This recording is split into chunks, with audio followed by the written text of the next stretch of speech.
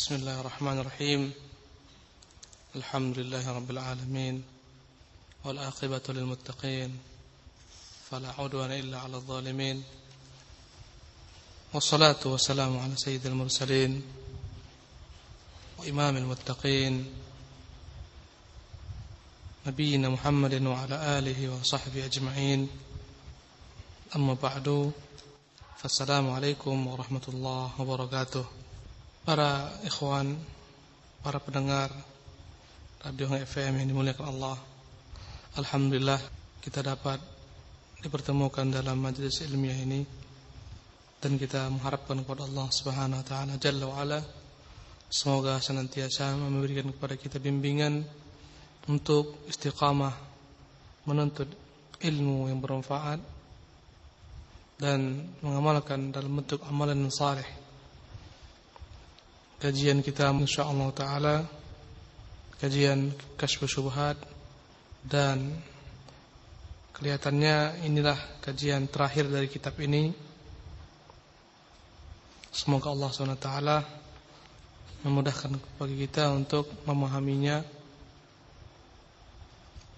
untuk mendakwakannya, menepis syubhat ahlul batil, ahlul syirik yang tergelincir dalam kesyirikannya.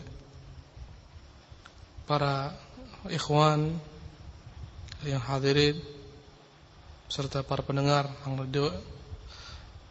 Radio FM yang milik Allah SWT, berkata Syekh Muhammad rahimahullah ta'ala, walahum syubhatun ukhra wa hiya qissatu Ibrahim alaihi salam lamma ulqiya fi an-nar اعترض له جبريل في الهواء فقال له ألك حاجة فقال إبراهيم أما إليك فلا فقالوا فلو كانت الاستغاثة بجبريل شركا لم يعرضها على إبراهيم.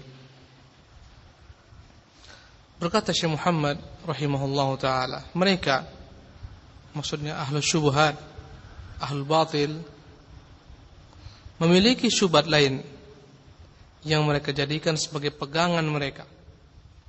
Satu hal yang kita harus pahami, bahwasanya ahlus syubhat senantiasa berupaya mencari dalil untuk menguatkan kebatilan mereka sebagai landasan dalam i'tiqad mereka, amalan mereka. Karena mereka tidak akan dapat diterima umat tanpa dalil. Mereka akan paksakan yang bukan menjadi dalil bagi mereka, mereka paksakan sebagai dalil bagi mereka. Apa yang mereka ambil daripada Quran, daripada sunnah, maka Al-Quran seluruhnya adalah kalamullah ta'ala. Tetapi tidak semua ayat Al-Quran Al-Karim itu dapat dipaksakan sebagai dalil. Demikian juga sunnah-sunnah yang sahihah.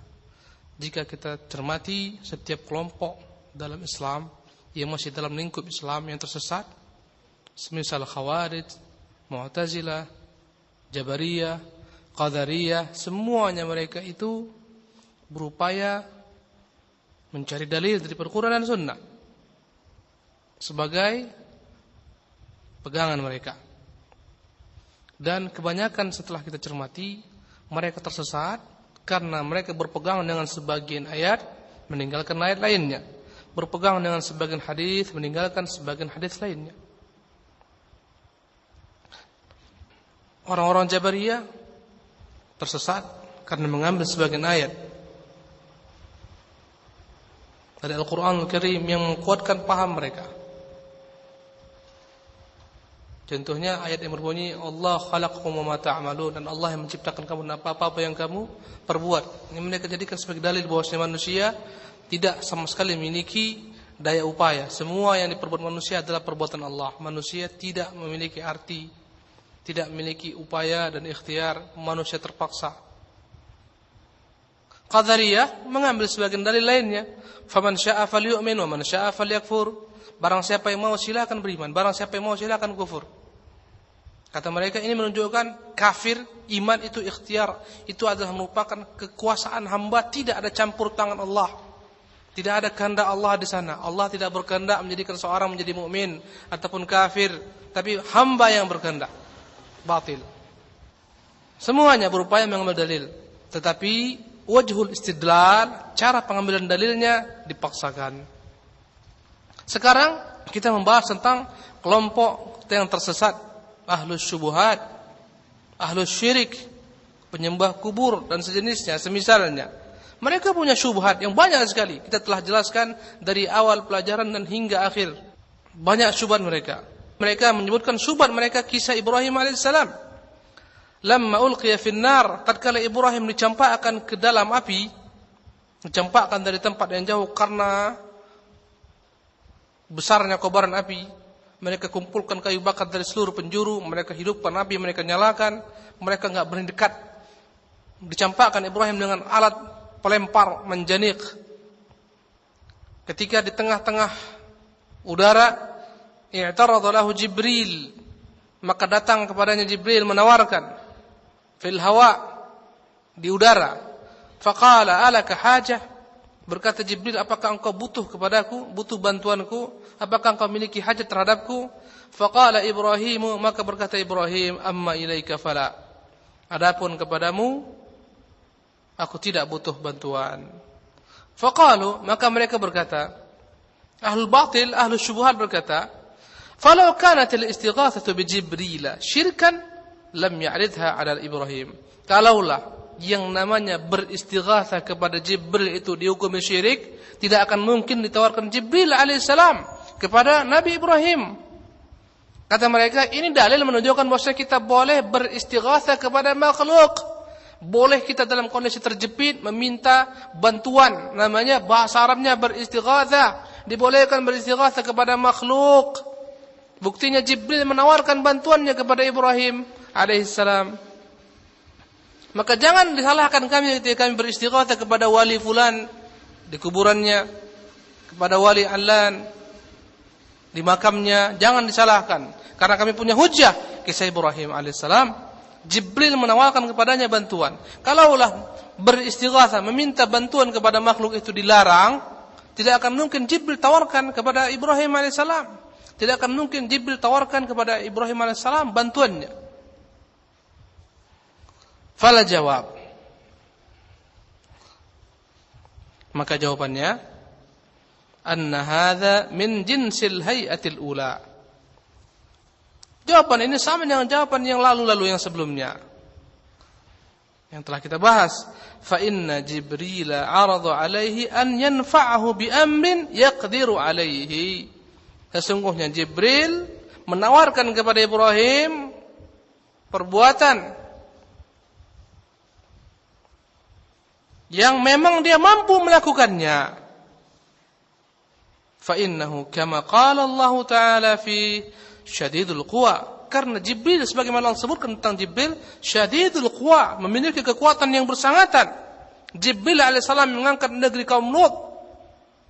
Negeri kaum Lut diangkat ke langit, kemudian dibanting ke bawah dalam keadaan terbalik. Jibril mampu.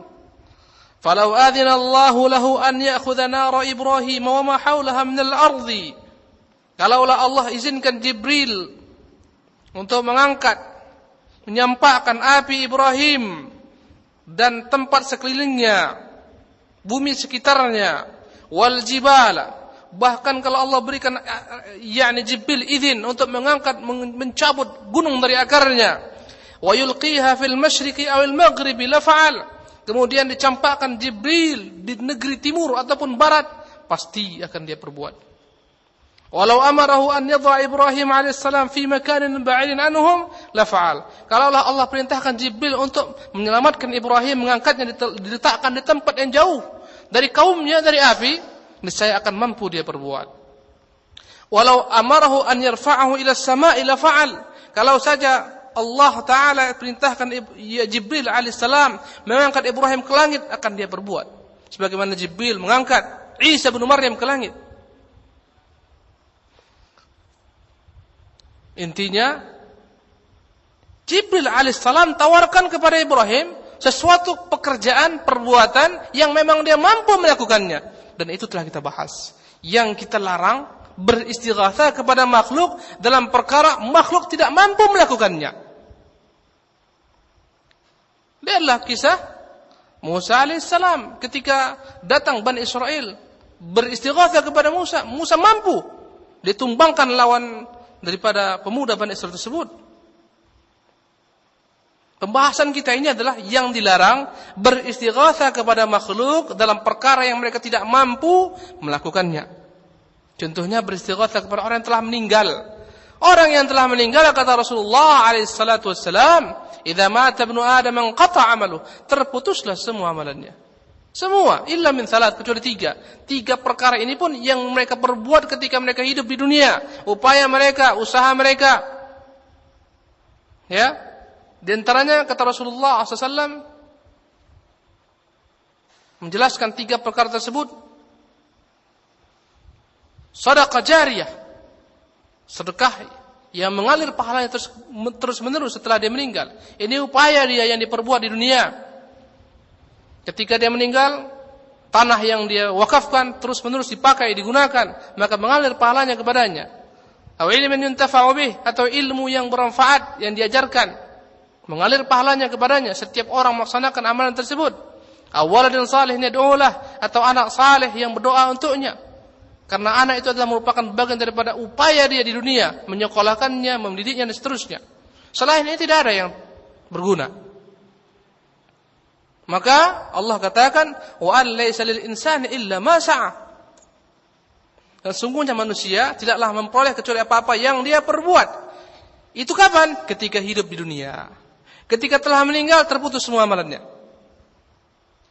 Tidak mampu dia beramal untuk dirinya, apalagi beramal untuk orang lain. Subhanallah, apalagi permintaan-permintaan yang memang mutlak sebenarnya milik Allah Subhanahu wa taala. Minta rezeki, wahai wali fulan, sempit sekali hidupku ini. Aku berdoa kepada memudahkan rezeki kami. Syirik, kufrun akbar, mukhrijun minal millah. Jangankan kepada orang yang telah meninggal, kepada orang yang telah hidup pun, wahai wali fulan, wahai syekh fulan, wahai tuan guru, mudahkan rezekiku. Salah alamat. Allah Ar-Razzaq. Tidak ada makhluk yang memberikan rezeki, apalagi setelah makhluk telah meninggal. Jadi Jibril alaihissalam, kalau Jibril menawarkan perkara ini kepada Ibrahim, adalah perkara yang memang mampu dia kerjakan, dibolehkan. Antum la qaddarallah didatangi maling atau perampok, wal'iyadu billah, la qaddarallah. Kemudian kita berteriak minta tolong, beristighatsah kepada tetangga sekitarnya, boleh? Boleh. Mereka mampu. Ya. Antum tenggelam, mandi di sungai, enggak mampu berenang, minta tolong beristighatsah kepada orang yang pandai berenang menyelamatkan, boleh? Boleh. Itu perkara yang mampu. Yang kita bahas haramnya beristighatsah dengan makhluk dalam perkara yang mereka tidak mampu mengerjakannya. Kita lanjutkan. Berkata Syekh Muhammad rahimahullah, "Wa hadza ka rajulin ghaniyyin lahu malun katsir, yara rajulan muhtajan فيعرض عليه أن يقرضه أو أن يهبه شيئا يقضي به حاجته فيأبى ذلك الرجل المحتاج أن يأخذ ويصبر حتى يأتيه الله برزق لا منة فيه لأحد فأين هذا من استغاثة العبادة والشرك لو كانوا يفقهون." Perumpamaan Ibrahim alaihissalam yang ditawarkan Jibril kepadanya bantuan sama dengan perumpamaan seorang laki-laki kaya, memiliki harta yang banyak. Dia melihat ada seseorang yang butuh bantuan, kemudian dia tawarkan kepada orang tersebut agar orang tersebut menerima bantuan dia untuk meminjamkan uang, atau bahkan dia tawarkan bantuan sebagai bentuk hibah kepada orang tersebut agar dia dapat tunaikan hajatnya, membantu kehidupannya, kebutuhannya. Faya'ba dzalikar rajul, namun laki-laki tersebut enggan menerima bantuannya. Dia tidak mau menerima bantuannya. Karena dia lebih memilih sabar terhadap ketentuan Allah SWT. Sampai Allah SWT berikan kepadanya rezeki dari arah tidak seorang pun makhluk memiliki keutamaan, kelebihan atasnya dengan membantunya. Dia tidak ingin ada makhluk yang memberikan kepadanya bantuan. Dia ingin dari Allah SWT langsung. Dia sabar, dia tidak menerima. Maka ini dibolehkan. Ibrahim alaihissalam tidak menerima bantuan Jibril karena yang dia butuhkan adalah bantuan Allah SWT. Ketika Jibril tawarkan, apakah engkau butuh kepada aku bantuan? Kata Nabi Ibrahim, amma ilaika fala, kepadamu tidak. Wa amma ila rabbika fana'am, adapun kepada Rabbmu, ya. Dia katakan hasbiyallah wa ni'mal wakil, cukuplah bagi kau Allah sebagai penolong, dan sesungguhnya dialah sebaik-baik penolong. Kata Rasulullah, kata-kata ini adalah kata-kata yang dikatakan Ibrahim alaihissalam tatkala dicampakkan ke dalam api. Ibrahim alaihissalam sabar dengan ketentuan Allah. Dia lebih memilih bantuan Allah SWT daripada bantuan Jibril alaihissalam, makhluk yang sebenarnya Ibrahim boleh menerima bantuannya. Sama dengan seorang hidupnya susah, datang seorang yang kaya, melihat dia susah, dia katakan, wahai fulan, ini aku berikan kepadamu, silahkan gunakan untuk kepentinganmu. Dia katakan tidak. Terima kasih, jazakallah khairan. Semoga Allah menambah bagimu hartamu, menambah keberkahan. Tapi saya tidak menerima bantuanmu karena saya hanya membutuhkan bantuan Allah Subhanahu wa taala, tidak melalui makhluknya. Saya ingin dengan kerja keras saya sendiri, ikhtiar saya sendiri, semoga Allah berikan bantuan. Tidak dari salah seorang pun makhluk, sehingga tidak ada seorang pun makhluk yang melebihi saya. Yakni maknanya memberikan kepada saya kenikmatan sebagaimana Abu Bakar Siddiq radhiyallahu taala anhu. Tidak ada seorang pun yang pernah memberikan kepada Abu Bakar Siddiq bantuan, kelebihan, keutamaan daripadanya. Tapi dia memberikan keutamaan kepada kaum muslimin. Allahu Akbar. Jadi Ibrahim alaihissalam tidak menerima bantuan Jibril karena dia bergantung dengan bantuan Allah Subhanahu wa taala. Jadi ini dibolehkan. Berkata Syekh Muhammad, fa aina hadza min istighatsati al-ibadati wasyirki law kanu yafqahun? Bagaimana hal ini dikait-kaitkan dengan istighatsah mereka? Cara mereka beristighatsah yang hukumnya syirik. Istighatsah yang bentuknya ibadah kepada makhluk dalam perkara yang mereka tidak mampu mengerjakannya, kepada orang-orang yang telah meninggal. Bagaimana mungkin dikaitkan perkara ini, kisah ini dengan apa-apa yang mereka berbuat? Law kanu yafqahun, andai kata mereka adalah orang-orang yang memiliki akal yang dapat berpikir dengannya. Berkata Syekh Muhammad rahimahullah, wal nakhtim al-kalam insyaallah taala bimas'alatin 'azimatin muhimmatin jidda. Dan kita akan tutup pembicaraan ini insyaallah taala dengan permasalahan yang sangat besar sekali, penting sekali. Tafhamu mimma taqaddam bimas'alatin 'azimatin muhimmatin jiddan, tufhamu mimma taqaddam, yang dapat dipahami daripada penjelasan-penjelasan yang lampau.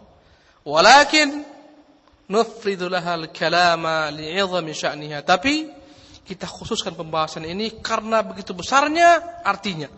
Walikathratil ghalati fiha, karena banyaknya kerancuan dalam perkara ini, kesalahpahaman manusia dalam perkara ini.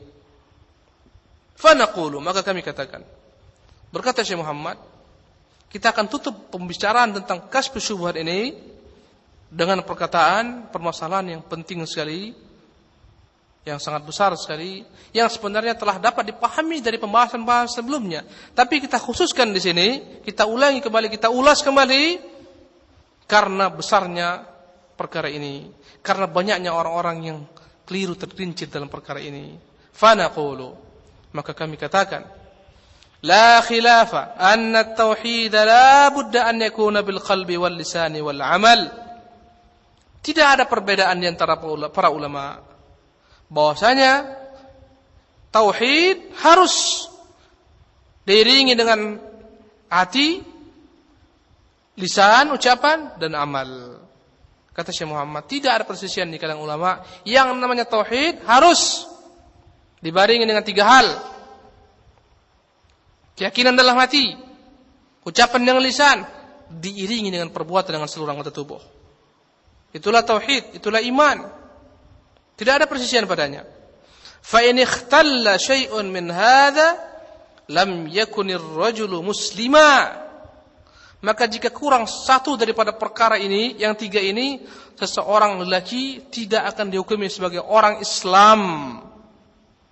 La ilaha illallah. Kata beliau, tauhid itu tiga perkara. Terdiri daripada tiga perkara. Kalau anda kata kurang satu saja, seseorang tidak dikatakan sebagai seorang muslim. Berarti dia dihukumi kafir, musyrik, wal'iyadzu billah. Fa in 'arafa at-tauhid. Yang pertama, fa in 'arafa at-tauhid wa lam ya'mal bih fa huwa kafirun mu'anidun ka Fir'aun wa Iblis wa amsalihima. Yang pertama, barang siapa yang dia mengerti tauhid tentang keesaan Allah,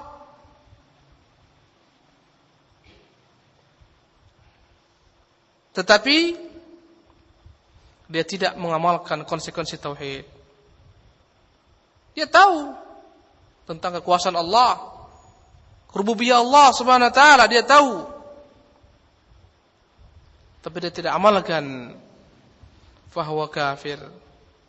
Maka orang ini dihukumi kafir, mu'anid, penentang, seperti Fir'aun, Iblis dan semisalnya. Fir'aun itu kenal Allah. Dia tahu Musa adalah Nabi, Rasul, utusan Allah. Dia tahu kebenaran Musa alaihissalam. Dalam hatinya dia meyakini apa-apa yang didakwakan Musa alaihissalam. Berbagai macam ujian Allah timpakan kepada Firaun. Cobaan demi cobaan. Allah kirimkan kepada mereka tufan, angin topan. Allah kirimkan kepada mereka bencana berikutnya, al-jarad, kutu di mana-mana, belalang di mana-mana, katak di mana-mana. Sampai-sampai berkata Fir'aun alaihi la'natullah kepada Musa, wahai Musa, ud'u rabbak, minta kepada Tuhanmu agar dia mengangkat semua musibah yang datang menimpa kami ini.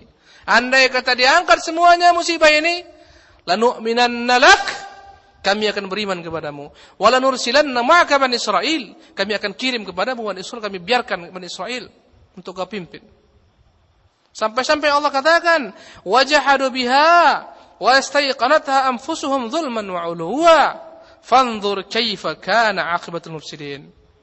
Dalam surah An-Naml ayat 14 Allah sebutkan tentang Firaun. Wajahadu biha, mereka mengingkarinya. Wastayqanatha anfusuhum, padahal jiwa-jiwa mereka meyakininya. Zulman wa 'uluwa, mereka ingkari dengan lisan mereka, dengan perbuatan mereka, karena kezaliman dan karena kesombongan mereka. Fanzur kaifa kana 'aqibatul mufsidin. Lihatlah bagaimana dampak perbuatan orang-orang yang merusak. Bahkan Musa alaihissalam berkata kepada Fir'aun, laqad alimta ma anzala haula'i illa rabbus samawati wal ardi basair. Wahai Fir'aun, dalam surah Al-Isra ayat 102 berkata Musa, wahai Fir'aun, engkau telah benar-benar mengetahui bahwasanya tidaklah menurunkan perkara-perkara ini, musibah-musibah ini, tanda-tanda ini, kecuali Rabbus samawat, Tuhan pemilik langit dan bumi, pemelihara langit dan bumi, pencipta langit dan bumi, basair, yang nyata sekali bagimu. Fir'aun mengetahui tauhid, Iblis mengetahui tauhid, tapi Firaun tidak mengamalkan konsekuensi tauhid. Demikian juga Iblis. Maka siapapun yang paham tentang tauhid tidak mengamalkannya, dia kafir. Abu Talib paham sekali tentang tauhid, kebenaran tauhid. Karena dia paham, dia enggan mengucapkan kata-kata la ilaha illallah. Dia paham sekali. Maka barang siapa yang mengetahui tauhid tapi tidak mengamalkannya, maka dia kafir, mu'anid, seperti iblis dan Fir'aun dan semisalnya. Wa hadza yaghlitu fihi katsirun minan nas. Perkara ini banyak orang salah kaprah dalam memahaminya.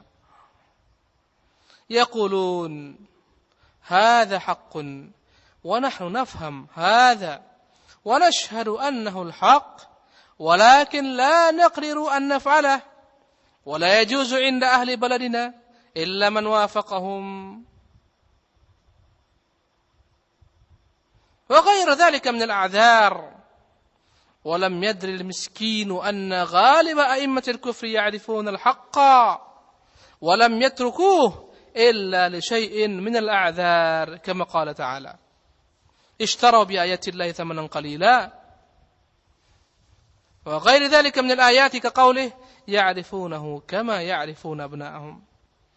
Berkata Syekh Muhammad rahimahullahu taala, banyak orang-orang yang keliru dalam perkara ini. Mereka berkata, hadza haqqun, apa yang engkau sampaikan ini perkara yang hak, yang engkau ucapkan itu perkara yang hak, yang engkau dakwakan itu perkara yang hak, kami tahu. Wa nahnu nafhamu hadza, kami memahaminya. Wa nashhadu annahu al-haq, kami bersaksi itulah yang benar. Walakin, tetapi la naqdiru an naf'alah, kami tidak mampu mengamalkan yang kamu amalkan. Kami tidak mampu mengerjakan apa yang kau kerjakan. Kami tidak mampu mendakwakan apa yang kau dakwakan. Kami tidak mampu menahan resiko, menanggung resiko apa-apa yang menjadi sebab dakwamu ini, perkataanmu ini. Wala yajuzu inda ahli baladina illa man wafaqahum, apalagi di negeri kami tidak ada yang boleh menyelisihi mereka. Yang menyelisihi mereka akan dimusuhi, ditentang, diusir, dihinakan. Subhanallah. Wa ghairi dzalika min al-a'dzar, dan alasan-alasan lainnya. Ini kelompok manusia yang pertama, dia tahu kebenaran tauhid. Subhanallah. Itu orang-orang yang mengerti tauhid. Tuan-tuan guru, kiai-kiai, sesepuh, syekh-syekh di kampung-kampung mereka tahu perkara tauhid. Dia tahu baca kitab, dia tahu baca Quran, dia paham. Tapi dia lihat ahli zamannya, anak negerinya, orang di kampungnya, kalaulah didakwakan ini akan menyelisihinya, memusuhinya, menentangnya. Akhirnya dia pun lebur dengan mereka, waliyadzubillah. Dan menganggap ini perkara yang boleh saja. Menganggap ini perkara yang terdesak. Kita terpaksa. Kita punya uzur di hadapan Allah Subhanahu wa taala. Demi Allah tidak. Mereka tidak punya uzur sama sekali di hadapan Allah Subhanahu wa taala.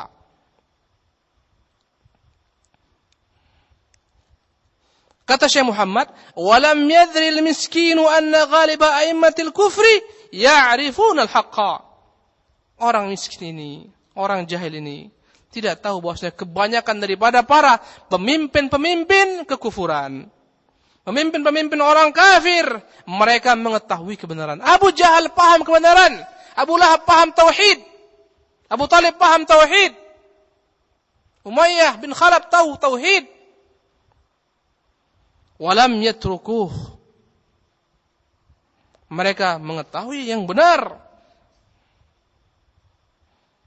tapi mereka tidak mau mengamalkannya. Tidaklah mereka tinggalkan perkara ini yang hak ini illa li syai'in minal a'dzar, kecuali karena ada uzur-uzur menurut mereka yang boleh, alasan-alasan menurut mereka yang membuat mereka tidak mau mendakwakannya, tidak mau mengamalkannya, tidak mau menyampaikannya. Kata mereka, kita punya uzur di hadapan Allah Subhanahu wa taala. Karena risikonya besar. Kalau kita katakan, hilang jabatan kita. Enggak ada lagi orang mau mendengar kajian kita. Enggak ada lagi orang yang mau mengundang-undang kita. Fala haula wala quwwata illa billah. Kita akan dimusuhi orang banyak. Kita akan diusir dari kampung kita ini, dari negeri kita ini. Kita punya uzur di hadapan Allah, kata mereka. Tidak tahu orang miskin ini, orang jahil ini, bosnya kebanyakan daripada a'immatul kufri, para pemimpin-pemimpin kekufuran, semisal Firaun, iblis, kedua-duanya dan sepertinya, yang sepertinya mengetahui kebenaran tapi tidak mau mengamalkannya. Mereka tahu hak, tidak mau mengamalkannya. Karena apa? takut kepentingan mereka akan hilang, terluput. Kama qala ta'ala, sebagaimana Allah menyebutkan, Ishtarau bi ayatillahi thamanan qalila. Mereka membeli ayat-ayat Allah dengan harga yang sedikit, harga yang hina, harga yang murah. Mereka jual agama Allah untuk kepentingan dunia mereka, hawa nafsu mereka, harta mereka, jabatan mereka. Subhanallah. Orang-orang seperti ini, orang-orang seperti ini demi Allah, mereka sangat besar azabnya di hadapan Allah Subhanahu wa taala di hari kiamat. Mereka mengetahui kebenaran, apalagi bahkan ketika mereka menjadi orang-orang yang menyesatkan umat, mengajak umat kepada kesyirikan. Di hati kecilnya dia tahu ini kesyirikan, tapi karena kepentingan dunia, jabatan, harta dan seterusnya, dia rela korbankan umat. Bahkan dia bela kesyirikan. Dia bela ahli syirik. Dia datangkan syubhat, dia datangkan hujah-hujah mengkuatkan kebatilannya. Waliyadzubillah. Dan alasan-alasan lainnya dan ayat-ayat lainnya sebagaimana Allah sebutkan, ya'rifunahu kama ya'rifuna abna'ahum. Mereka mengetahui dia, yakni mereka mengetahui Rasulullah, mengetahui kebenaran yang dibawa Rasulullah. Orang-orang Yahudi, orang-orang Nasrani, mereka mengenal Nabi, lebih mengenal Nabi daripada mengenal anak-anak mereka sendiri. Subhanallah. Mereka baca dalam Taurat, mereka baca dalam Injil, alladzi yajidunahu maktuban indahum fit Taurat wal Injil, yang mereka dapat di dalam Taurat dan Injil. Orang Yahudi tahu kebenaran, orang Nasrani tahu kebenaran. Mereka tahu Muhammad sallallahu alaihi wasallam dan kebenaran yang dibawa. Bahkan kata Allah, sebagaimana mereka mengenal anak-anak mereka sendiri. Ini manusia yang pertama, kelompok yang pertama, yakni orang-orang yang mengenal tauhid tapi tidak mengamalkannya. Karena berbagai macam bentuk alasan-alasan yang dianggap mereka dapat dijadikan sebagai alasan dan uzur di hadapan Allah Subhanahu wa taala. Yang kedua, fa in 'amila bit tauhid 'amalan zahira wa huwa la yafhamuhu wa la ya'taqiduhu biqalbihi fa huwa munafiqun wa huwa syarrun minal kafiril khalis. Innal munafiqina fid darkil asfali minan nar. Yang kedua, jikalau seorang mengamalkan tauhid tetapi secara zahir saja, mengamalkan amalan-amalan tauhid secara zahir, dia salat, dia membayar zakat, dia pergi haji, dia berpuasa dengan kaum muslimin, dia ke masjid, wa huwa la yafhamuh, tapi dia tidak pernah tahu tentang tauhid, wala ya'taqiduh, tidak pernah meyakini tentang tauhid, biqalbi, dengan hatinya, dia enggak yakin. Tapi karena orang buat, dia buat. Kalau andai kata dia tidak buat, akan banyak masalah. Orang salat, dia salat. Orang puasa, dia puasa. Orang haji, dia haji. Tapi enggak tahu apa tauhid. Bahkan tidak pernah dalam hatinya meyakini tentang tauhid. Maka orang ini munafik. Dihukumi munafik. Dan munafik ini lebih kejam, lebih jelek, lebih jahat daripada orang kafir yang murni. Karena itulah Allah menyebutkan sesungguhnya orang-orang munafik di tempat terendah dalam neraka, di kerak-keraknya neraka, waliyadzubillah. Ini jenis manusia yang kedua. Orang-orang yang mengamalkan amalan-amalan bagian daripada tauhid. Salat, puasa, zakat, haji, tetapi tidak meyakininya dalam hatinya.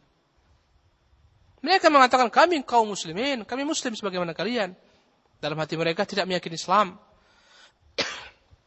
Orang seperti ini dihukumi munafik dan mereka kafir. Mereka lebih kejam, lebih jahat daripada orang-orang musyrikin. Karena mereka hidup di tengah-tengah kaum muslimin. Mereka membuat kacau balau kaum muslimin. Mereka mengadu domba kaum muslimin. Ini jenis manusia yang kedua. Berkata Syekh Muhammad rahimahullahu taala, "Wa hadhihi al-mas'alatu mas'alatun kabiratun tawilatun masalah ini adalah merupakan masalah yang sangat besar, panjang pembahasannya.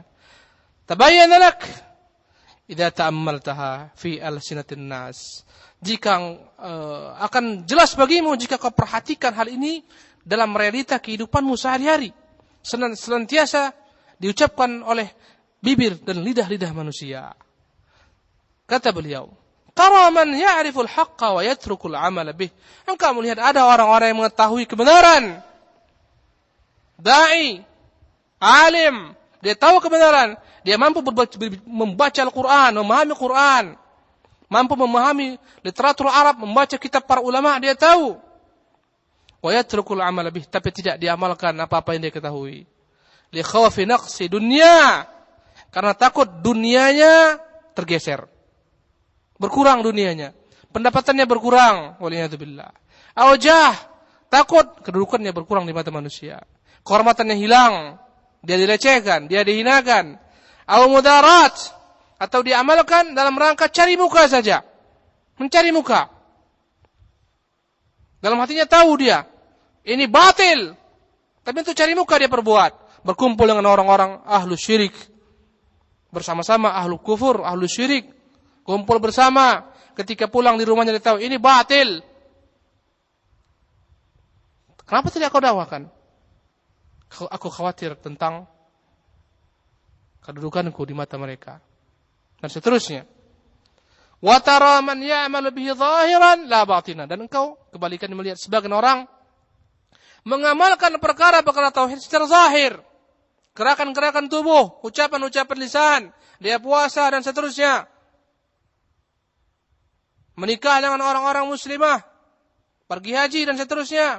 Tapi secara zahir saja, dalam hatinya dia tidak meyakini tauhid. Dia ragu-ragu, dia kufur. Fa idza sa'altahu amma ya'taqiduh biqalbihi fa idza huwa la ya'rifuh. Jika kau tanya bagaimana i'tiqad hatinya, maka dia tidak tahu tauhid itu apa sebenarnya. Tidak diyakini sebenar-benarnya. Ini manusia jenis kedua. Waliyadzubillah, orang-orang munafik. Berkata Syekh Muhammad, walakin 'alaika bifahmi ayatain min kitabillah. Tapi hendaklah engkau memahami dua ayat dalam kitabullah. Ma taqaddama min qawlihi la ta'tadiru faqad kafartum ba'da imanikum. Ayat yang pertama yang telah lalu kita jelaskan, firman Allah dalam surah At-Taubah ayat 66. La ta'tadiru faqad kafartum ba'da imanikum. Qad kafartum ba'da imanikum. Jangan kalian cari alasan. Kalian telah kafir setelah kalian beriman. Ini Allah jelaskan tentang sahabat-sahabat dari golongan orang-orang yang pernah masuk Islam bersama Nabi. Dia bergurau, mengucapkan kata-kata kufur, dan akhirnya dihukumi oleh Allah mereka adalah orang-orang kafir. Berkata Syekh Muhammad, فَإِذَا تَحَقَّقْتَ أَنَّ بَعْضَ الصَّحَابَةِ الَّذِينَ غَزَوُا الرُّومَ مَعَ رَسُولِ اللَّهِ صلى الله عليه وسلم كفروا بسبب كلمة قالوها على وجه اللعب والمزح تبين لك أن الذي يتكلم بالكفر أو يعمل به خوفا من نقص مال أو جاه أو مدارات لأحد أعظم ممن تكلم بكلمة يمزح بها. Kata Syekh Muhammad, jika engkau telah meyakini bahwasanya sebagian sahabat yang mereka berangkat berperang beserta Rasulullah memerangi orang-orang Romawi, mereka menjadi kafir dengan sebab satu kalimat yang mereka ucapkan dalam rangka bergurau saja, bersendau gurau saja, bermain-main. Subhanallah. Berangkat mereka memerangi orang-orang Romawi, pulang dari sana 2-3 orang berbincang-bincang sambil tertawa-tawa. Kata mereka, kami enggak tahu yang lebih rakus daripada itu para qurra. Mereka sebutkan tentang sahabat-sahabat Rasulullah yang paling rakus, kata mereka. Kemudian yang paling pendusta dalam berbicara, yang paling penakut jika berjumpa dengan musuh-musuh. Siapa yang mereka tuju adalah para sahabat-sahabat Rasulullah. Kemudian ada yang mendengar. Disampaikan kepada Rasulullah SAW. Ternyata, ya, sebelum orang ini menyampaikan, Allah telah sampaikan terlebih dahulu. Mereka dipanggil oleh Rasulullah. Mereka berkata, ya Rasulullah, kami hanyalah bergurau saja, berkata-kata, perkataan-perkataan yang sifatnya gurau-gurau saja, senda gurau, untuk lebih merasa tenang, tentram, enggak merasa panjang perjalanan. Biasalah orang-orang dalam bermusafir, berbicara-bicara untuk memendekkan perjalanan, kata mereka. Tapi Allah katakan, la ta'tadiru, jangan cari-cari alasan. Qad kafartum ba'da imanikum. Kalian telah kafir setelah kalian beriman. Kata Syekh Muhammad. Maka jelas bagimu bahwasanya orang yang berkata-kata kalimat kufur atau yang mengamalkannya karena takut berkurang hartanya atau kedudukannya atau karena dalam rangka cari muka untuk orang tertentu, orang-orang seperti ini lebih dahsyat, lebih besar. Apa yang mereka berbuat? Apa yang mereka katakan? Dibandingkan orang-orang yang berkata-kata perkataan kufur dengan bergurau, dengan canda gurau saja. Kata Syekh Muhammad, jikalah orang yang mengatakan perkataan kufur dengan bergurau saja dikatakan kafir, hanya bergurau, enggak meyakini, hanya bergurau saja, asal-asal ngomong, keceplosan kata-kata yang menghinakan Islam, kaum muslimin, merendahkan kaum muslimin, para sahabat, mereka kafir dengan kalimat ini, padahal mereka bergurau mengatakannya. Tentu orang yang mengatakan kata-kata kufur yang tidak dia yakini. Dia enggak yakin, dia tahu itu salah. Atau mengamalkan perbuatan kufur yang tidak dia yakini, dia tahu itu salah. Tapi karena takut, hartanya berkurang, kedudukannya hilang, jabatannya tersingkir, tentu orang ini lebih kufur lagi, lebih besar lagi, lebih dahsyat lagi di hadapan Allah Subhanahu wa taala. Dibandingkan orang yang berkata-kata kekufuran hanya karena bergurau saja. Karena ini bergurau yang pertama. Yang kedua, ini dia yakin, ini hak. Yang dia perbuat batil, yang dia serukan batil, tapi dia serukan, tetap dia tinggalkan kebenaran karena takut jabatan dan hartanya. Wal ayat tsaniyah. Dan ayat yang kedua. Qauluhu ta'ala, "Man kafara billahi min ba'di imanihi illa man ukriha wa qalbuhu mutmainnun bil iman." Kecuali orang-orang yang kafir kepada Allah Subhanahu wa taala setelah dia beriman. Kecuali orang-orang yang dipaksa untuk kufur, berbuat perbuatan kufur, berkata perkataan kufur, sementara hatinya tetap tentram dengan iman. Surat An-Nahl ayat 106.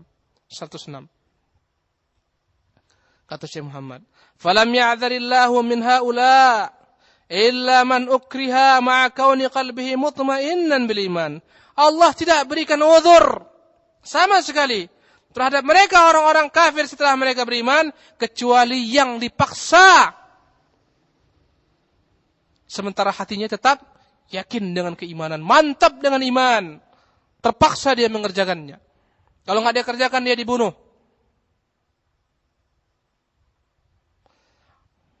Disiksa dan seterusnya. Kalau enggak dia kerjakan, dia disiksa. Dia dibunuh, dia diteror. Itu yang dibolehkan oleh Allah SWT, diberikan uzur. Kata Syekh Muhammad, "Wa amma ghairu hadza faqad kafar ba'da imani." Selain orang yang terpaksa ini, maka mereka dianggap kafir setelah mereka beriman. Yang mendakwakan kebatilan, menjajakan kebatilan, dia tahu batil. Yang meninggalkan kebenaran, meninggalkan yang hak, dia tahu itu hak karena takut dunianya dan seterusnya. Mereka adalah orang-orang yang tidak sama dengan orang terpaksa. Mereka dihukumi kafir. Tidak sama dengan orang yang terpaksa. Karena yang namanya paksaan itu dalam perbuatan, perkataan. Adapun hati tidak akan dapat dipaksa. Keyakinan tidak akan dapat dipaksa. Orang mampu memaksa kita untuk mengerjakan perbuatan kufur, mengatakan perkataan kufur, tapi hati kita, i'tiqad, tidak akan dapat dipaksa manusia. Ammar bin Yasir terpaksa melakukan perbuatan-perbuatan kufur, ucapan-ucapan kufur. Dia mengadu kepada Rasulullah, ya Rasulullah, aku dipaksa, ayahku dibunuh di hadapan mataku untuk mengatakan kata-kata kufur. Tapi hatiku ya Rasulullah tetap tentram, yakin dengan iman. Kata Rasulullah, jika mereka kembali maksamu, katakan sebagaimana yang kau katakan tersebut. Maka turunlah ayat, kecuali orang-orang yang terpaksa sementara hatinya tentram, yakin dengan keimanan. Wa amma ghairu hadza faqad kafar. Selain ini, yang mengatakan perkataan kufur, yang mengamalkan amalan kufur dan hatinya tentram, yang meninggalkan perbuatan-perbuatan yang hak, perkara-perkara tauhid, dia amalkan perbuatan kebalikannya kekufuran, dan dia tahu. Jangan dikatakan saya terpaksa. Karena takut dunianya berkurang, hartanya berkurang, jabatannya hilang, dia takut, khawatir. Jangan katakan dia dipaksa. Jangan katakan saya terpaksa. Maka dia telah kafir setelah dia beriman. Sawa'an fa'alahu khaufan aw mudaratan. Baik dia memperbuat perbuatan tersebut, melakukannya, mendakwakannya, menjajakannya, mengamalkannya karena takut. Aw mudaratan, atau karena mencari muka. Aw masyahhatan biwatanih, atau karena dia begitu cintanya dengan tanah airnya, negerinya, takut diusir. Aw ahli, karena takutnya dengan keluarganya. Aw ashirati, dengan familinya. Aw malih, dengan hartanya. Aw fa'alahu ala wajhil mazah, bahkan kalaulah dia perbuat karena bergurau saja, sambil bersenda gurau. Aw li ghairi dzalika min al-aghrad, atau untuk tujuan-tujuan lainnya. Semuanya dihukumi kufur illa al-mukrah, kecuali orang yang terpaksa.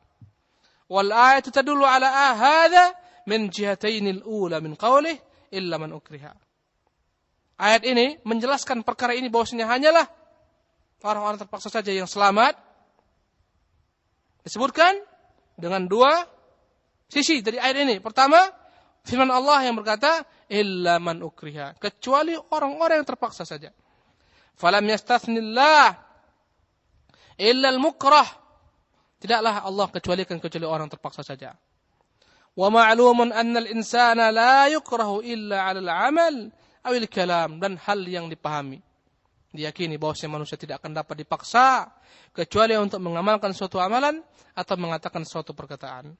Wa amma aqidatul qalbi fala yukrahu ahadun 'alaiha. Adapun keyakinan hati, tidak akan ada satu orang pun mampu dipaksa. Keyakinan hati enggak akan mampu dipaksa. Anggota tubuh dapat dipaksa.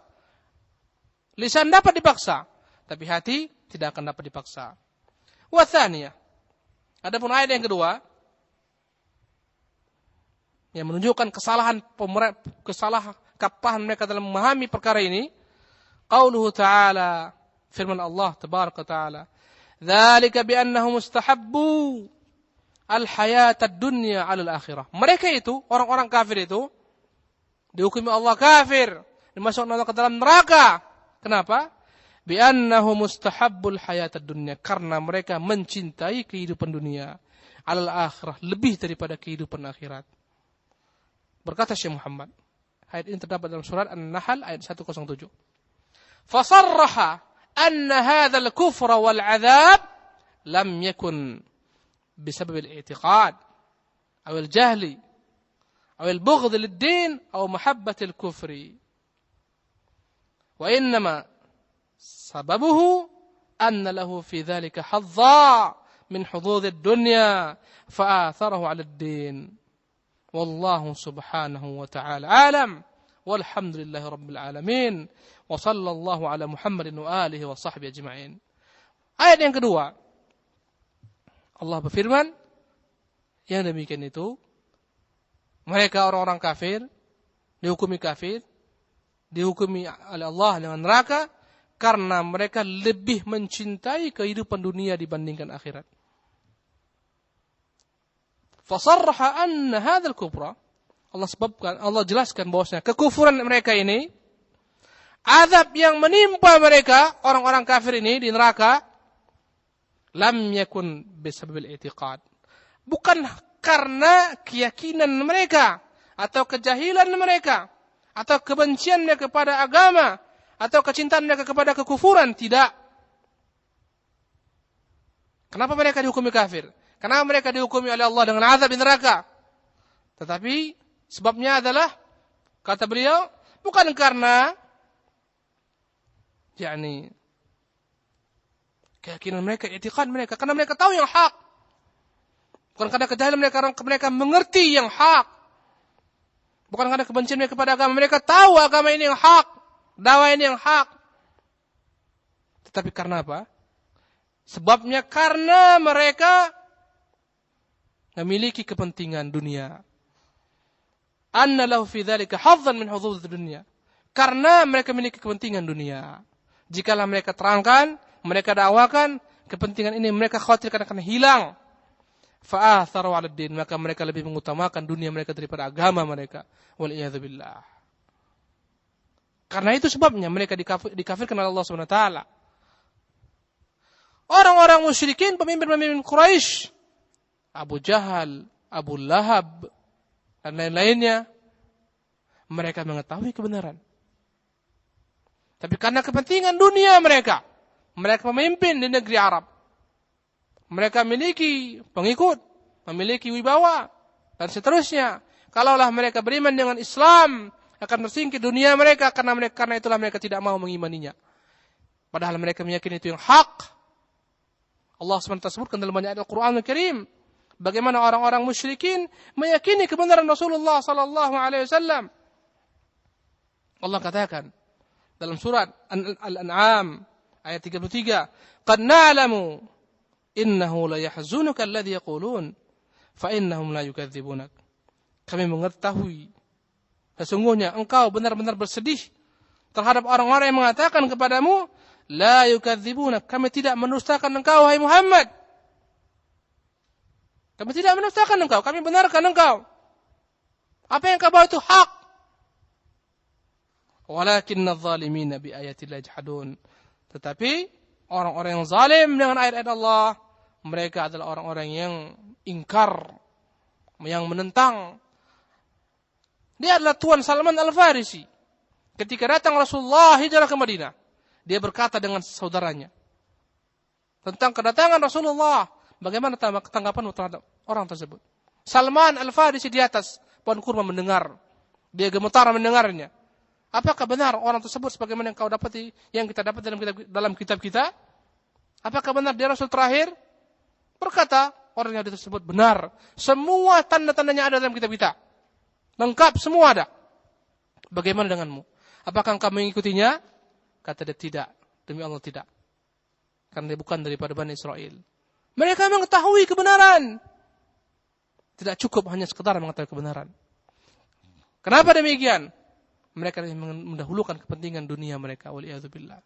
Maka ini ancaman, ikhwan, rahimakumullah, terhadap orang-orang yang mengetahui kebenaran, tetapi membelakanginya. Tetapi menentangnya. Karena kepentingan dunia, jabatan, dan seterusnya. Waliyadzubillah. Mereka tidak ada uzur di hadapan Allah Subhanahu wa taala.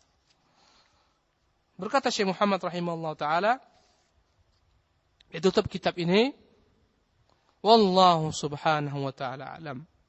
Allah yang maha suci, yang maha tinggi, dialah yang mengetahui. Walhamdulillahi rabbil alamin. Segala puji bagi Allah, Rabb pencipta alam. Wa sallallahu ala Muhammadin. Salawat semoga dicurahkan kepada Muhammad, wa alihi wa sahbihi, kepada para keluarganya dan para sahabat-sahabatnya ajmain. Dengan demikian ikhwan rahimanillah wa iyyakum ajmain, berakhirlah kitab kajian Kasyfus Syubhat. Semoga Allah Subhanahu wa taala memberikan kepada kita pemahaman yang benar, pemahaman yang lurus. Allah mudahkan kita mengamalkan pemahaman yang hak, mendakwakannya. Semoga Allah tetapkan hati kita, diri kita untuk istiqamah dalam mendakwahkan kebenaran ini, apapun yang akan kita hadapi di jalan Allah Subhanahu wa taala. Aqulu ma tasma'un wa sallallahu wasallam ala nabiyina Muhammadin. Wassalamualaikum warahmatullahi wabarakatuh. Jazakallahu khairan pada Ustaz yang telah memberikan kajian kitab tadi. Dan para sahabat Hang dimanapun Anda berada, kita akan masuki pada sesi tanya jawab. Kita mencoba mengangkat satu penelpon Ustaz. Assalamualaikum. Waalaikumsalam warahmatullahi. Afwan Pak, dari siapa di mana Pak? Ini sama Abu Kita di Air Raja. Di Air Raja. Silakan, Pak. Assalamualaikum Ustaz. Waalaikumsalam warahmatullahi wabarakatuh. Ini ada sebuah subhat bagi kami. Jadi ada suatu kaum yang menjadikan Al-Quran surah Al-Ahzab ayat 41 yakni sebagai dalil bahwa berzikir boleh dengan menyebut lafaz Allah. Mohon penjelasannya Ustaz. Assalamualaikum warahmatullahi wabarakatuh. Waalaikumsalam warahmatullahi wabarakatuh. Tafadhal Ustaz. Bismillah, alhamdulillah, ba'd. Ikhwani rahimanillah wa iyyakum ajma'in. Selalu kita jelaskan, kita ulang-ulang. Ahlul batil, mereka selalu mencari-cari dalil untuk menguatkan apa yang mereka yakini, yang mereka amalkan, yang mereka anut. Zikir dalam Islam perkara tauqifiyah, perkara ibadah yang harus sesuai dengan apa-apa yang diajarkan Rasulullah berupa lafaznya, bacaannya, caranya, sebagaimana yang Rasulullah ajarkan dan sebagaimana yang Allah Subhanahu wa taala sebutkan. Hanya mengacu kepada apa-apa yang dijelaskan dalam kitab dan sunnah Rasulullah. Dan zikir adalah merupakan ungkapan-ungkapan pujian kepada Allah Subhanahu wa taala, mengagungkan Allah Subhanahu wa taala, mengesahkan Allah Subhanahu wa taala, memuji Allah Subhanahu wa taala, menunjukkan keesaan Allah Subhanahu wa taala, uluhiyah Allah Subhanahu wa taala. Karena itu perkara tentang zikir banyak sekali dijelaskan oleh Rasulullah SAW. Bahkan para ulama pun telah menyebutkan tentang adab zikir, bacaan-bacaan zikir dalam kitab-kitab mereka. Sampai-sampai Imam Nawawi rahimahullah taala mengkhususkan satu buku yang berbicara tentang zikir saja, yang dia sebut dengan kitab judulnya Al-Adhkar, zikir-zikir.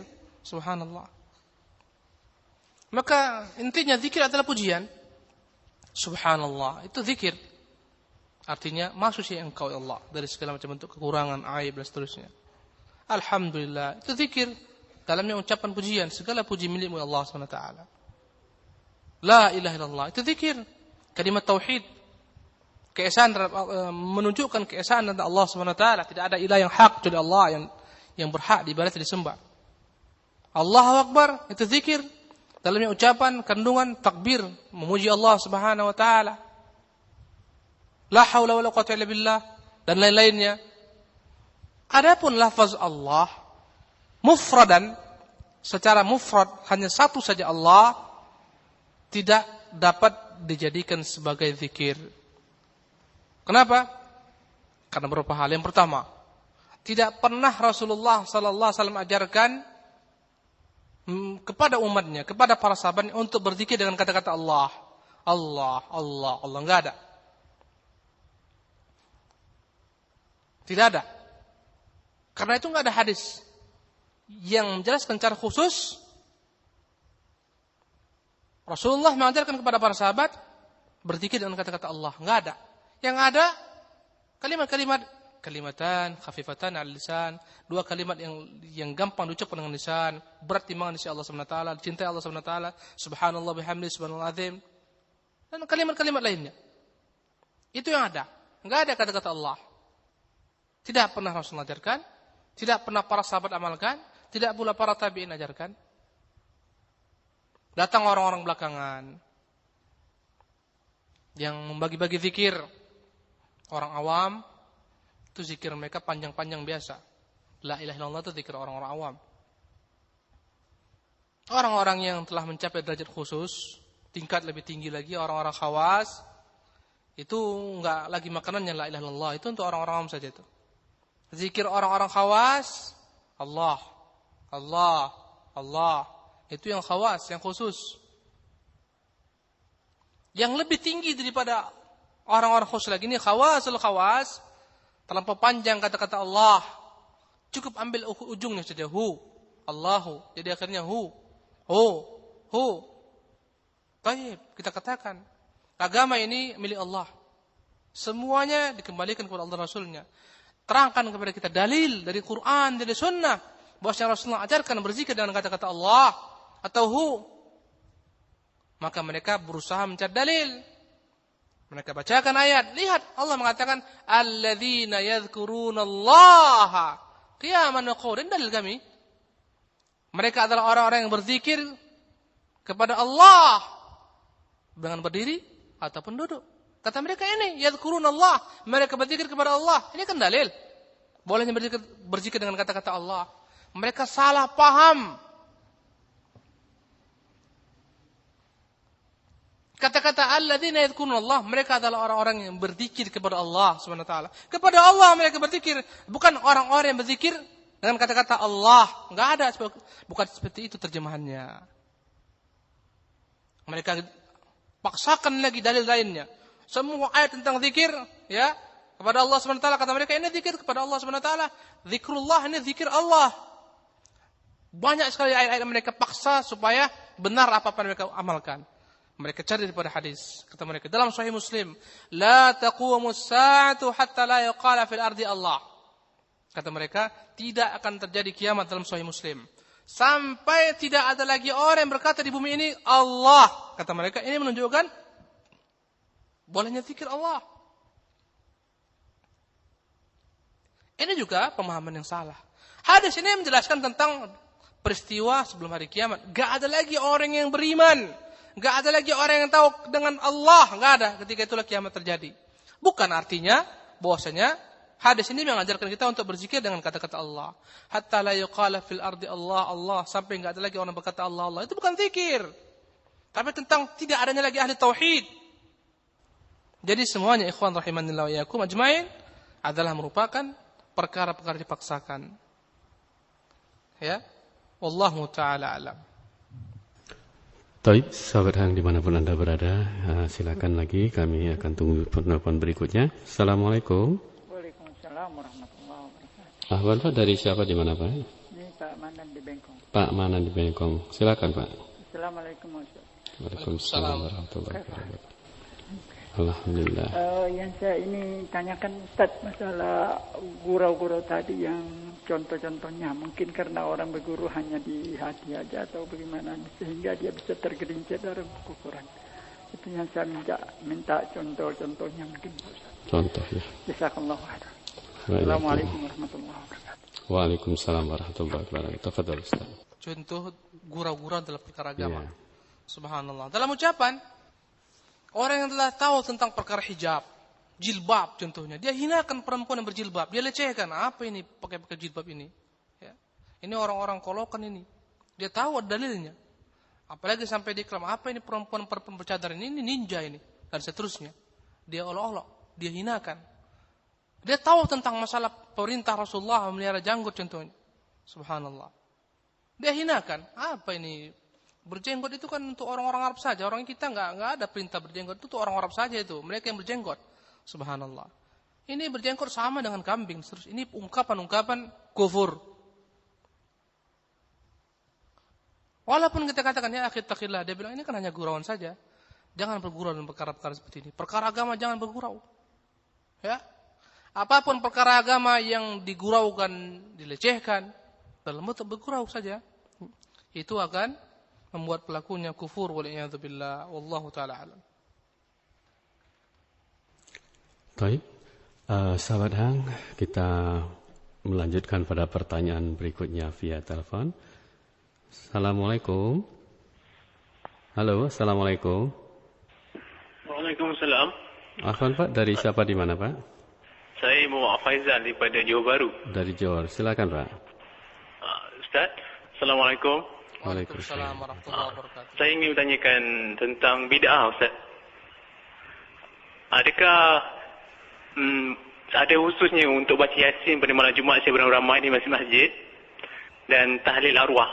Maknanya dalam masa ke-3 hari hingga ke-40 hari ataupun 100 hari. Adakah dalil-dalil ataupun nas yang menyokong perbuatan tersebut? Dan soalan kedua saya, apakah wajar atau kita disyariatkan untuk mencari nas ataupun dalil tentang segala seluruh amal ibadah kita, tentang solat dan doa-doa seharian kita? Itu saja Ustaz. Terima kasih. Baik. Untuk perkara mengenai masalah yasinan dan seterusnya, itu telah dibahas berulang-ulang. Silahkan Bapak nanti cari di sini ada bukunya. Ada beberapa kawan-kawan yang ngarang tentang perkara ini. Silahkan dilihat, dibaca. Adapun yang kedua, mencari tentang dalil bagaimana Rasulullah salat, lihat dalam buku-buku hadis. Lihat dalam Sahih Bukhari, lihat dalam Sahih Muslim, lihat dalam Bulughul Maram, dalam sunan-sunan, insyaallah akan didapati di sana. Atau jika mau buku-buku ajza yang khusus bicara tentang salat saja, bagaimana Rasulullah salat, bacaannya, gerakannya, beli sifat salat Nabi karangan Syekh Muhammad Nasruddin Albani rahimahullah taala, atau sifat salat karangan Syekh Abdul Aziz bin Baz rahimahullah taala, atau Abdullah Al-Jibrin dan lain-lainnya. Silahkan Bapak lihat, Bapak cari, di situ akan terdapat dalil-dalil tentang bagaimana Rasulullah sallallahu alaihi wasallam salat. Wallahu taala alam. Baik, sahabat Hang, kita mencoba kembali melanjutkan pada pertanyaan berikutnya via telepon. Assalamualaikum. Waalaikumsalam warahmatullahi wabarakatuh. Maaf Pak, dari siapa di mana Pak? Dari Kuswadi di Batu Aji nih, Pak Kuswadi di Batu Aji. Silakan Pak Kuswadi. Saya mau tanya nih, jadi di tempat kami mau ada kajian dengan temanya itu membumikan Al-Quran gitu Ustaz. Itu yang akan dibawakan nanti oleh Ustadz yang sudah ternama di Batam itu. Pertanyaannya Pak? Nah terus saya pernah baca kalau nggak salah dari kitabnya Ustadz Abdul Hakim itu di Masail ke-8 bahwa itu kitab apa tadi membumikan Al-Quran itu yang dikarang oleh Dr. Quraish Shihab itu ada bid'ah di sana itu loh. Oke, terus karena itu ada di lingkungan kami, saya berniat menghadiri itu sebenarnya. Itu sebagai orang yang baru pemula di untuk Ahlus Sunnah ini, kira-kira gimana Ustaz? Diperbolehkan nggak kira-kira saya? Itu aja Ustaz. Assalamualaikum. Waalaikumsalam warahmatullahi wabarakatuh. Bismillah, alhamdulillah, ba'd. Kita diperintahkan untuk menjauhi lafaz-lafaz yang dalamnya terkandung banyak konotasi makna, apalagi dalamnya ada konotasi yang batil. Rasulullah melarang para sahabat untuk mengatakan ra'ina, karena kata-kata ra'ina bermakna celaan dalam ucapan orang-orang Yahudi. Dalam bahasa Arab ra'ina artinya lihat kami, perhatikan kami. Makanya Allah larang para sahabat berkata demikian, ya ayyuhalladzina amanu la taqulu ra'ina walakin qulu unzurna wasma'u. Tapi katakan unzurna. Ya wahai orang-orang beriman, jangan katakan ra'ina, tapi katakan unzurna. Jangan katakan ra'ina. Kenapa? Orang Yahudi dalam ungkapan mereka ini celaan, sumpah serapah. Maka para ulama mengambil kesimpulan, hendaklah kita menjauhkan kata-kata yang mengandung berbagai macam makna konotasi yang batil. Ya, Imam Ahmad rahimahullah taala melarang orang mengucapkan kata-kata lafzi bil Quran makhluk. Kata beliau, man qala lafzi bil Qur'ani makhluk fa huwa jahmiyun, wa man qala lafzi bil Qur'ani ghairu makhluk fa huwa mubtadi'. Barang siapa yang mengatakan lafazku dengan Quran makhluk, dia jahmi. Yang mengatakan lafazku dengan Quran bukan makhluk, dia mubtadi'. Dua-duanya kena. Kenapa? Karena kata-kata lafaz ini bisa bermakna al-malfudhu, yang dilafazkan. Kalau yang dilafazkan itu Quran, kalamullah, dia bukan makhluk. Tapi bisa juga bermakna apa-apa yang terdengar daripada suara qari. Karena ungkapan lafaz ini memiliki konotasi makna yang banyak, yang boleh jadi maksud tujuan seorang itu batil, maka dilarang. Sama dengan membumikan Quran. Maknanya apa? Apakah Quran itu dibumikan dan dikuburkan, jangan diamalkan? Enggak tahu kita.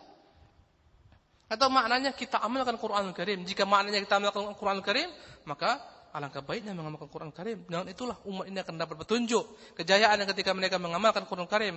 Ketika mereka bumikan Al-Quranul Karim, mereka timbun dalam tanah, mereka bumikan, mereka tanam dalam tanah, atau mereka tanam dalam hati mereka, mereka kuburkan. Ini maknanya celaan zam. Karena itu enggak perlu kita dengan istilah-istilah yang membuat orang pening kepala. Tidak ada Tuhan besar, tidak ada Tuhan kecil kecuali Tuhan besar. Ya, T-nya dengan besar, T dengan kecil, enggak ada, ini semua batil. Maka jauhi. Kemudian, apakah kita boleh mendatangi kajian-kajian seperti yang kita ragukan dan segala macam, yang menyampaikannya tidak memiliki background ilmu tentang sunnah dan seterusnya? Kita katakan, da' ma yuribuka illa ma la yuribuk. Tinggalkan apa yang kau ragu kepada apa yang kau yakin. Tinggalkan yang kau ragu kepada apa yang kau yakin. Masih banyak ulama-ulama sunnah, Masih banyak ulama-ulama yang mengajarkan Quran, sunnah Rasulullah sallallahu alaihi wasallam. Ikuti kajian-kajian mereka. Buka internet, silahkan download. Banyak sekali file-file mereka, buku-buku mereka, ceramah mereka, silahkan lihat. Banyak sekali. Daripada engkau mendatangkan sesuatu yang tidak jelas bagimu. Adapun buku yang antum sebutkan tentang memimikan Al-Quran dikarang oleh apa yang antum sebutkan tadi, dalamnya banyak sekali penyimpangan-penyimpangan. Di antaranya boleh seorang mengucapkan Selamat Natal kepada orang-orang Nasara dengan i'tiqad qalbi, i'tiqad hatinya, bahwasanya ucapan Selamat Natal ini terhadap kelahiran seorang Isa bin Maryam sebagai hamba Allah, bukan sebagai Tuhan, ini mengkaburkan akidah batil. Wallahu taala alam. Jazakallah pada Ustaz yang telah memberikan jawaban tadi. Sahabat Hang, kembali kita membaca satu pesan lewat SMS. Pertanyaan berikut dari Ummu Ilham. Assalamualaikum Ustaz. Waalaikumsalam warahmatullahi wabarakatuh.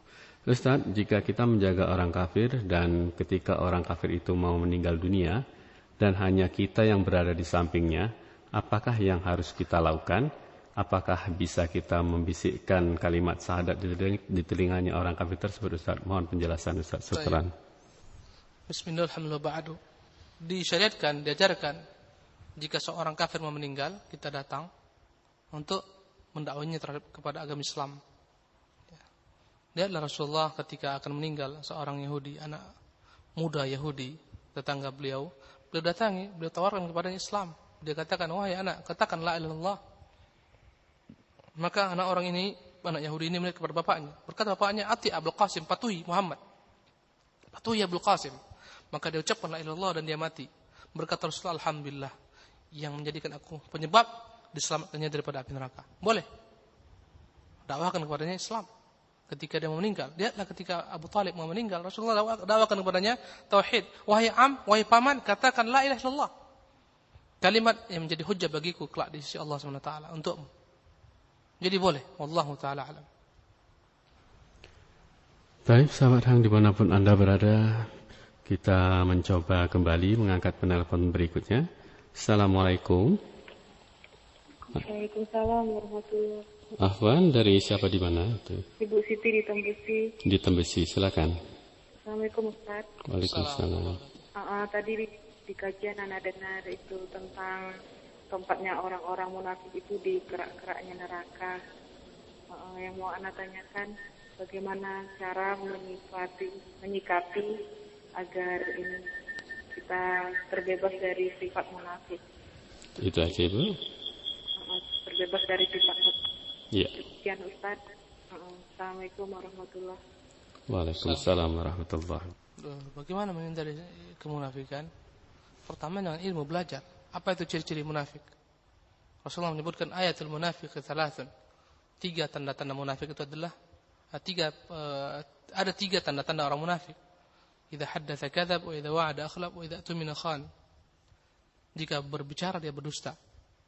Jika dia berjanji dia ingkari, jika dia diberi amanah dia berkhianat. Jadi ketahui dahulu apa itu munafik.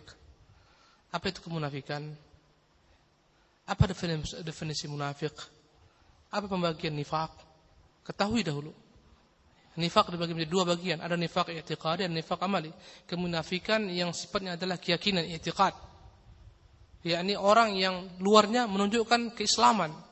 Ucapan dia saya muslim, KTP dia muslim, dan dia sholat dan seterusnya, tapi hatinya memendam kekufuran, dia enggak yakin dengan Islam. Karena ada masalah saja. Karena kepentingan mungkin politiknya, mungkin karena kepentingan dunianya, jabatannya dan seterusnya. Ya, mungkin karena ada perempuan yang mau dinikahi dan seterusnya. Itu nifak, namanya nifak i'tiqadi, nifak yang sifatnya keyakinan. I'tiqad, dan kemunafikan ini yang dihukumi kafir, kekal di neraka, di kerak-keraknya neraka. Yang kedua, nifaq al-amali, kemunafikan yang kembali kepada amalan. Maknanya adalah amalan-amalan yang biasa dibuat oleh orang-orang munafik. Maka nifaq al-amali ini, yang kedua, nifaq yang kembali kepada amal ini, kalaulah ada pada diri seorang muslim, tidak membuat dia itu menjadi kafir, keluar dari Islam atau kekal di neraka selama-lamanya. Tapi kita katakan dalam dirinya ada kemunafikan. Apa tanda-tandanya? Jika berbicara dia berdusta. Banyak orang-orang Islam terkadang dia bicara berdusta. La qadarallah, nas'alullah al-afiyah. Bicara berdusta, gampang aja berdusta. Janji-janjinya muluk-muluk, ya, kata-katanya manis, lidahnya berbisa. Kalau andai kata dia diberi amanah, dia berkhianat. Jika dia berbicara, dia berdusta. Berjanji, dia ingkari. Jika dia diberikan amanah, dia berkhianat. Ini tanda-tanda orang munafik. Ketahui ini, pelajari, setelah itu jauhi. Minta kepada Allah SWT agar Allah memelihara kita daripada kemunafikan. Berteman dengan orang-orang yang baik, orang-orang yang saleh, orang-orang yang jujur, orang-orang mukmin. Hindari bergaul dengan orang-orang yang munafik, orang-orang yang selalu berdusta, yang berkhianat dan seterusnya. Jauhi mereka, karena sahabat dalam pepatah Arab, as-sahibu sahib, sahabat itu akan menarik. Wallahu taala alam.